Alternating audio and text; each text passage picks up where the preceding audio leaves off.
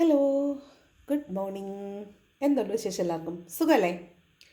അപ്പോൾ നമുക്ക് ഇന്നത്തെ യൂണിവേഴ്സൽ ഗൈഡൻസ് എന്താണെന്ന് നോക്കാം. ഇന്നത്തെ ദിവസം എങ്ങനെയുണ്ട്, എന്തെല്ലാം കാര്യങ്ങൾ ശ്രദ്ധിക്കണം, എന്തെല്ലാം എനർജീസ് ആണുള്ളത് നോക്കാം. പോസിറ്റീവായിട്ടിരിക്കണം, അതുപോലെ ഗ്രാറ്റിറ്റ്യൂഡ് പറഞ്ഞുകൊണ്ടിരിക്കുക. എന്താണ് ഇന്നത്തെ എനർജി, എന്തെല്ലാം കാര്യങ്ങൾ ഇന്ന് ശ്രദ്ധിക്കണം, എന്തെല്ലാം ഗൈഡൻസ് ആണ് യൂണിവേഴ്സ് നമുക്ക് തരുന്നതെന്ന് നോക്കാം.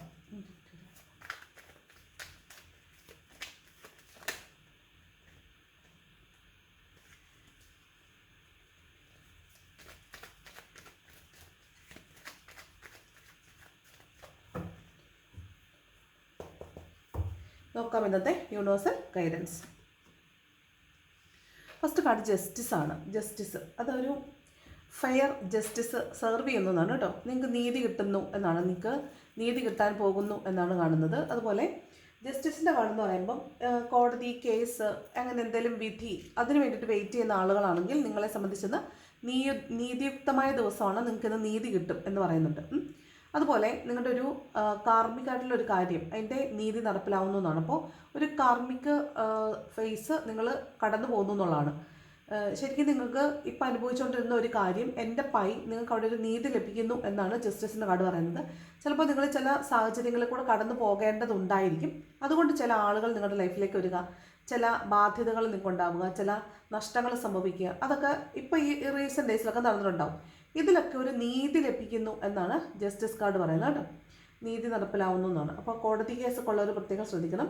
നിങ്ങൾക്കിന്ന് നീതി കിട്ടാൻ സാധ്യതയുണ്ട് എന്നതിനോടൊപ്പം നിങ്ങളാണ് നല്ലത് ചെയ്തിട്ടുള്ളെങ്കിൽ നിങ്ങൾക്ക് അതിൻ്റെ ബെനിഫിറ്റ് കിട്ടും. അതല്ല മോശമാണ് നിങ്ങൾ ചെയ്തേക്കുന്നെങ്കിൽ അതിൻ്റെ നെഗറ്റീവായിട്ടുള്ള നീതിയല്ല അതിൻ്റെ ഫലമായിരിക്കും നിങ്ങൾ അനുഭവിക്കേണ്ടി വരിക. ഓക്കെ, അതാണ് ജസ്റ്റിസിൻ്റെ കാർഡ് പറയുന്നത് കേട്ടോ.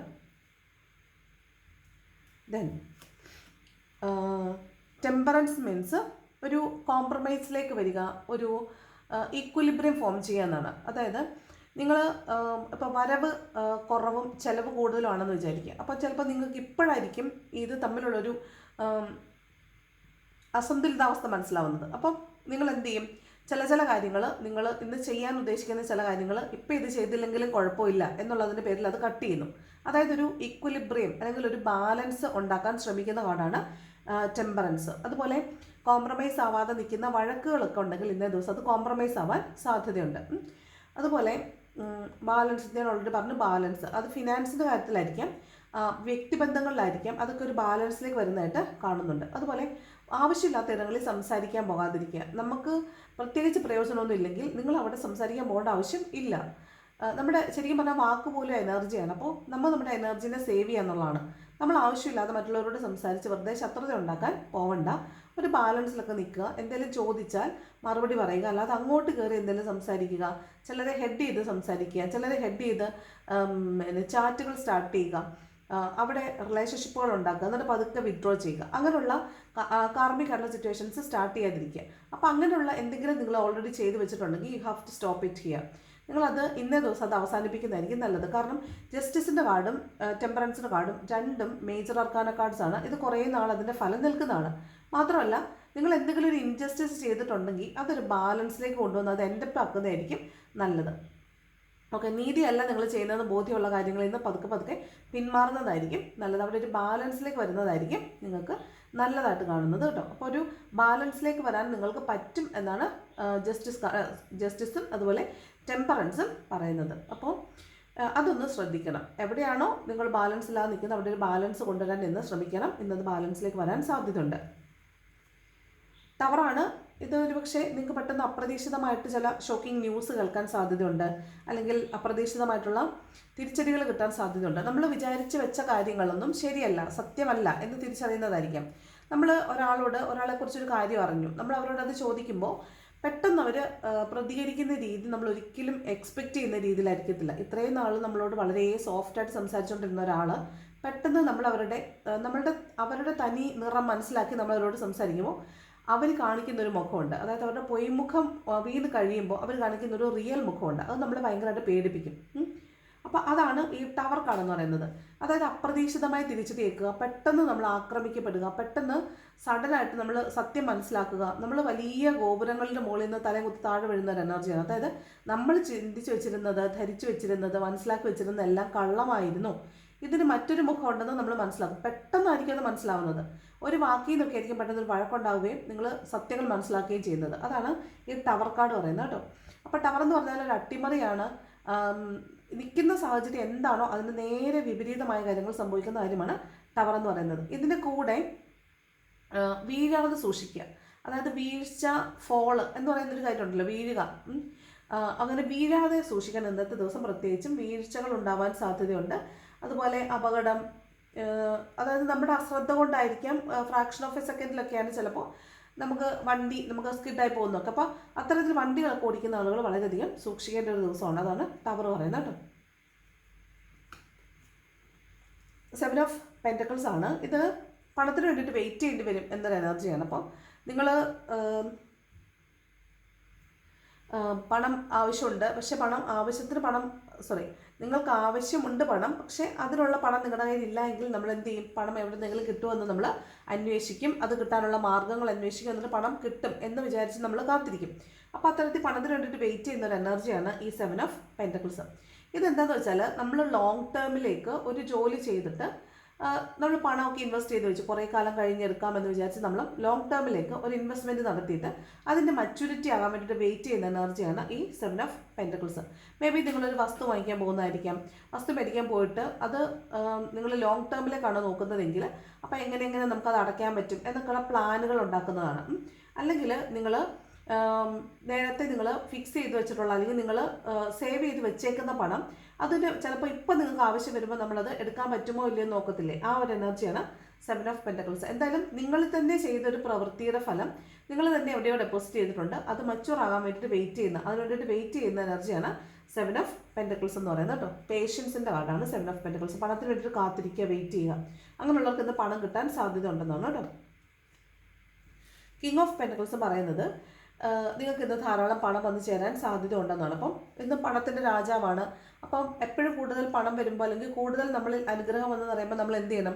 നമ്മൾ ഹമ്പിൾ ആവണം, നമ്മൾ ജനറസ് ആവണം, ഗ്രൗണ്ടഡ് ആവണം. നമ്മൾ അത്രത്തോളം വിനയത്തോടു കൂടി നിൽക്കണം. എന്നാലാണ് നമ്മളിലേക്ക് കൂടുതൽ അനുഗ്രഹങ്ങൾ വന്ന് ചേരത്തുള്ളൂ. അപ്പോൾ ഇന്ന് വളരെ ഇമോഷണലി സ്റ്റേബിൾ ആയിരിക്കണം, വളരെ ഗ്രൗണ്ടഡ് ആയിരിക്കണം.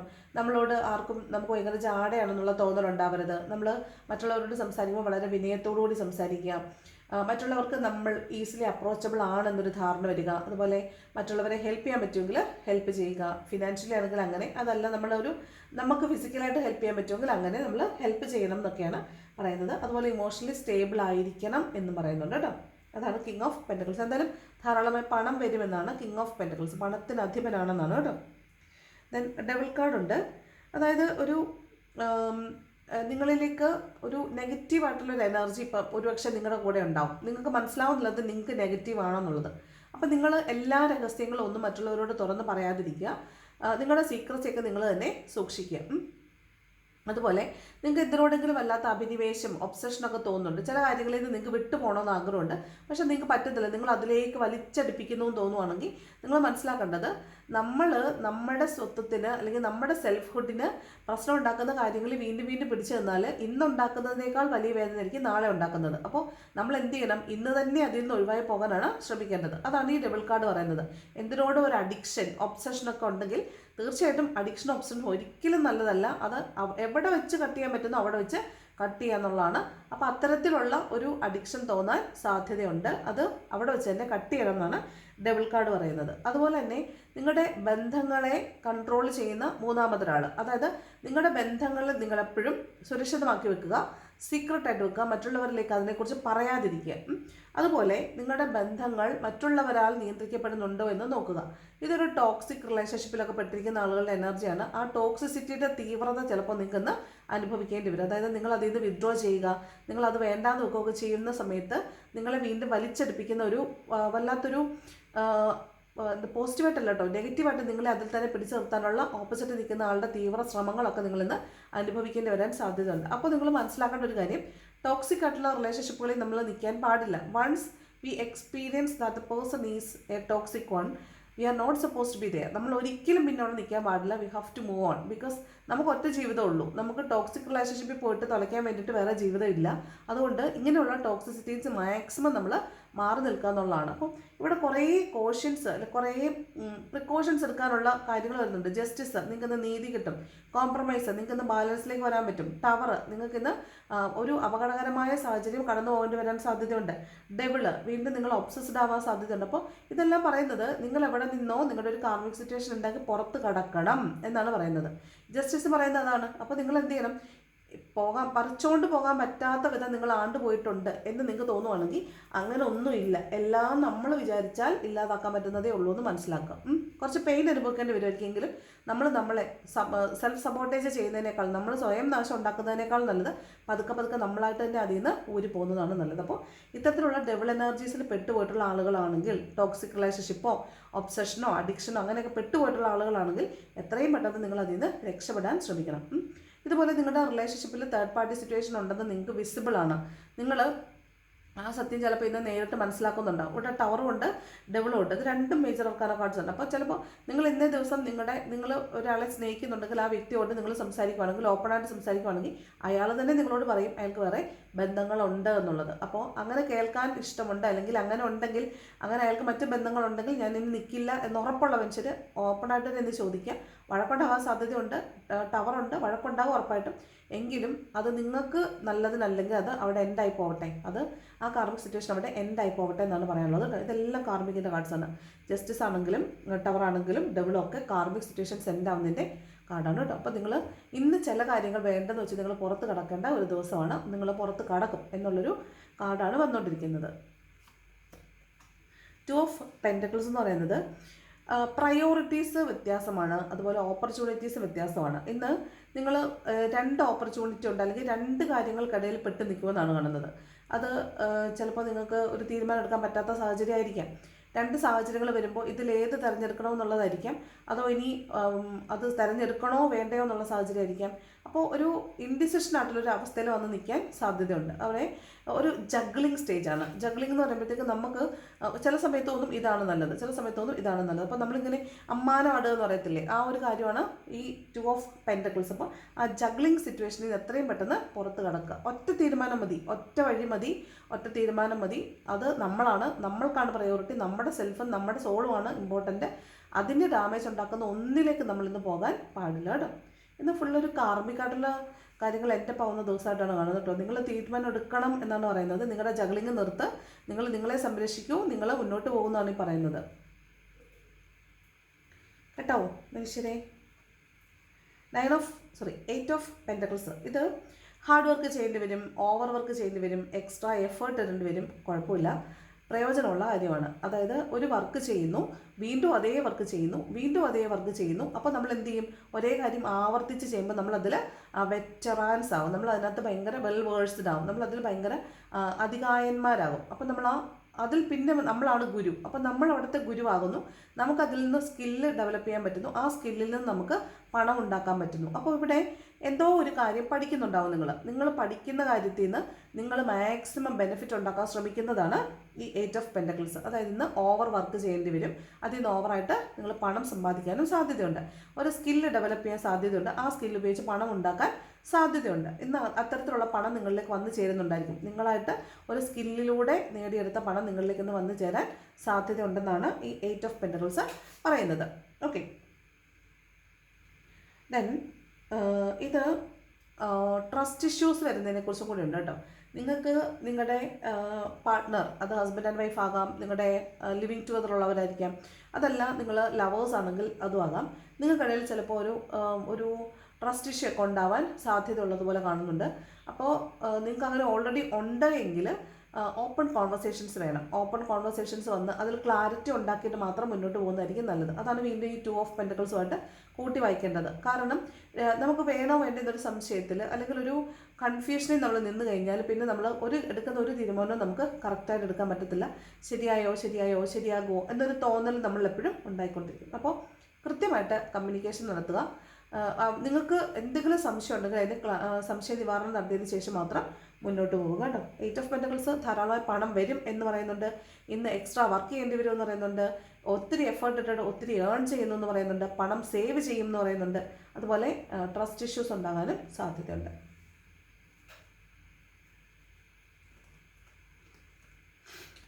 നെക്സ്റ്റ് ഹെർമിറ്റാണ്. അത് ഒരു ഗുരുവിൻ്റെ സാന്നിധ്യമാണ്. നിങ്ങൾ ഒരു ഗുരുവായിട്ട് പരിവർത്തനപ്പെടുന്നുണ്ടായിരിക്കും. അതായത് നിങ്ങളിപ്പോൾ ഒരു മറ്റുള്ളവർക്ക് വഴിവിളക്കായിട്ട് നിൽക്കുന്ന ഒരാളായിരിക്കാം നിങ്ങൾ. കാരണം നിങ്ങൾ ഒരു ആധ്യാത്മിക പാതയിൽ, അതായത് സ്പിരിച്വൽ വഴിയിലൂടെ നിങ്ങൾ പോയിക്കൊണ്ടിരിക്കുമായിരിക്കും. അപ്പോൾ നിങ്ങൾ കാരണം മറ്റൊരാൾക്ക് ഒരു വഴി തെളിഞ്ഞു കിട്ടുന്നതാണ് ഈ ഹെർമിറ്റ് എന്ന് പറയുന്നത്. നിങ്ങളൊരു വഴിവിളക്കായിട്ട് നിൽക്കുകയാണ്. അപ്പം ആരെങ്കിലും നിങ്ങളോട് വന്നിട്ട് ഒരു കാര്യം ചോദിക്കുകയാണ്, ഒരു ഹെൽപ്പ് ചോദിക്കുകയാണ്. അപ്പോൾ നിങ്ങൾ കറക്റ്റായിട്ട് വഴി പറഞ്ഞു കൊടുക്കുകയാണ്. ഇതുവഴി പോയാൽ നിങ്ങൾക്ക് ഇങ്ങനെ ചെയ്യാം എന്ന് നിങ്ങൾ വഴി പറഞ്ഞു കൊടുക്കുന്നതാണ്. ചിലപ്പോൾ നിങ്ങളുടെ ഫ്രണ്ട്സിനോട് നിങ്ങൾ ചെയ്യുന്ന കാര്യങ്ങൾ തന്നെ പറഞ്ഞു കൊടുത്തിട്ട് അവരെയും ആ വഴിയിലേക്ക് തിരിച്ചു വിടുന്നതായിരിക്കും. അപ്പോൾ നിങ്ങളൊരു ഗുരുവാകുവാണ്, മാർഗദർശിയായ ഒരു ഗുരു ആകുന്ന എനർജിയാണ് ഹെർമിറ്റ്. നിങ്ങൾ ഗുരുവാകുവാണ്, അതുപോലെ നിങ്ങൾ നിങ്ങളുടെ ഗുരുവിനെ കണ്ടെത്തുന്നതുമാണ്. നിങ്ങൾ വളരെ സ്പിരിച്വൽ ആയിട്ടുള്ള ഒരു പേഴ്സണെ കണ്ടെത്തുന്നു, നിങ്ങളുടെ ഗുരുവായിട്ട് സങ്കല്പിക്കുന്നു, ആ ഗുരുവിൽ നിന്ന് നിങ്ങൾക്ക് ഗൈഡൻസ് കിട്ടുന്നു എന്നൊക്കെയാണ് ഈ ഹെർമിറ്റ് പറയുന്നത്.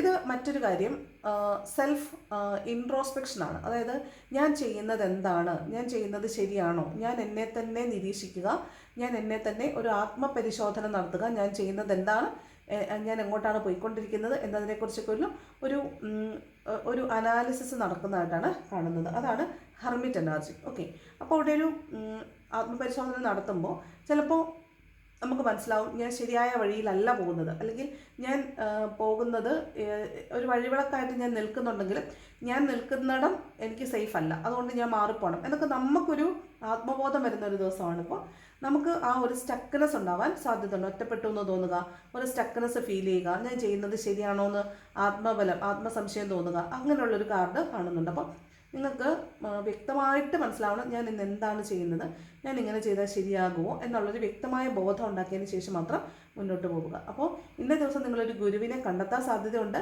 ഗുരുവിൻ്റെ അടുത്ത് നിന്ന് എന്തെങ്കിലും പഠിച്ചു തുടങ്ങാൻ സാധ്യതയുണ്ട്, ഗൈഡൻസ് എടുക്കാൻ സാധ്യതയുണ്ട്, അതുപോലെ നിങ്ങൾ മറ്റുള്ളവർക്കും ഒരു വഴികാട്ടി ഗുരുവാവാൻ സാധ്യതയുണ്ട്. ഓക്കെ, ദെൻ 8 ഓഫ് കപ്സ് ആണ്. ഇത് വീണ്ടും നമുക്കൊരു തിരിച്ചറിവ് ഉണ്ടാവുന്നതോടുകൂടി നമ്മൾ അതിൽ നിന്ന് പിന്തിരിഞ്ഞു പോകുന്നതാണ്. അതായത് നമ്മൾ ഇമോഷണലി എവിടെയൊക്കെ കണക്റ്റഡ് ആയിരുന്നോ, എവിടെയൊക്കെ ടാങ്കിൾഡ് ആയിരുന്നോ അവിടെ നിന്നെല്ലാം നമ്മൾ ആ ഒരു കെട്ടുപിണഞ്ഞ അവസ്ഥയെ മാറ്റിയിട്ട് നമ്മൾ നമ്മുടേതായ വഴിയിലേക്ക് പോകുന്നതാണ്. ഇത് വീണ്ടും സ്പിരിച്വാലിറ്റിയിലേക്ക് പോകുന്നത് ഉണ്ടാവും. വെളിച്ചത്തിന് നേരെയാണ്, ഇരുട്ടിൽ നിന്ന് മാറി വെളിച്ചത്തിലേക്ക് പോകുന്ന ഒരു ആളെയാണ് നമ്മൾ കാണുന്നത്. നമുക്ക് ചുറ്റും ഒരുപാട് പ്രതിബന്ധങ്ങൾ ഉണ്ടായിരിക്കും, പോകരുത്. കാരണം നമ്മൾ നെഗറ്റിവിറ്റിയിൽ നിൽക്കുന്നതാണ് മറ്റുള്ളവർക്ക് ഇഷ്ടം. നമ്മളൊരു വെളിച്ചം തേടി പോകുന്നതോ അല്ലെങ്കിൽ നമ്മളൊരു സ്പിരിച്വൽ വേയിലേക്ക് പോകുന്നതോ ഒന്നും മറ്റുള്ളവർക്ക് ഇഷ്ടമല്ല. അപ്പം അവർ തടസ്സങ്ങൾ സൃഷ്ടിക്കാൻ ശ്രമിക്കും. പക്ഷേ നമ്മുടെ വഴി നമ്മളാണ് തീരുമാനിക്കേണ്ടത്.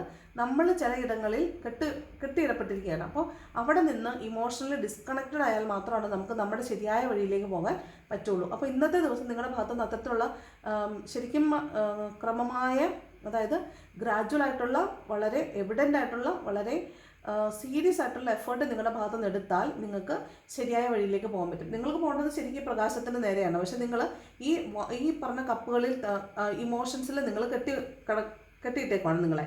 അപ്പോൾ നിങ്ങൾ എന്ത് ചെയ്യണം, ഈ ഇമോഷൻസിനെ കാണാതെ നിങ്ങൾ പോയാൽ മാത്രമാണ് നിങ്ങൾക്ക് ശരിയായ പാതയിലേക്ക് പോകാൻ പറ്റുള്ളൂ. അപ്പോൾ ഇന്ന് നിങ്ങൾ ചില ആളുകളോട് ഇമോഷണലി ഡിസ്കണക്റ്റഡ് ആവുന്നുണ്ടെന്നാണ് കാണുന്നത്. ചിലപ്പോൾ ഒരു ഡിറ്റാച്ച്മെൻറ്റ്, എല്ലാവരോടും ഡിറ്റാച്ച്മെൻറ്റ്, ഇതൊന്നും വലിയ കാര്യമൊന്നുമില്ല എന്നൊരു തോന്നലൊക്കെ ഉണ്ടാവാൻ സാധ്യതയുണ്ട്.